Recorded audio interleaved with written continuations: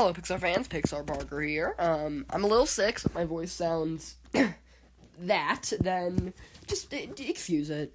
Today, I want to talk about something that most of the Pixar community probably knows about. And it's probably... Pixar has actually canceled a lot of movies, and I have videos on almost all of their canceled movies. But, probably the one that's most famous is Newt. Newt was in development in, 2010. They're the early 2010s. But it was canceled in favor of Inside Out, and also because they were having story problems, and it was too similar to a film called Rio that was coming out, an animated film called Rio.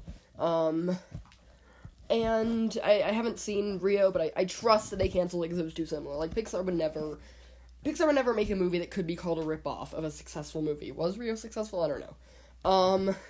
But the film would have followed the last two blue-footed newts ever, as, they are, the main character, Newt, was going to, really look forward to getting a love interest, so much so that he, practiced the mating ritual that was on the wall of the laboratory. Yeah, that's a little weird. That's easily one of the strangest things Pixar's ever considered, but hey, it might be accurate to how newts actually are. But, yeah. When he finally does get a girlfriend, they don't get along, and so they go on, this madcap adventure in the real world, I guess. I'm not gonna call it generic, because it probably had some great Pixar touches, but it's also doesn't exactly sound like Pixar's best movie. But I think it could have had some interesting points. These scientists were trying to chase after them.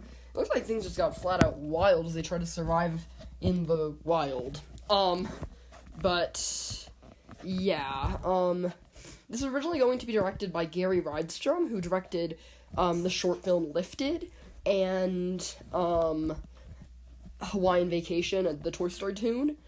And you can actually see a Newt Easter egg in Toy Story 3 and Brave. So, yeah, Newt was supposed to come out in, either 2012 or 2011, and maybe even pushed to 2013.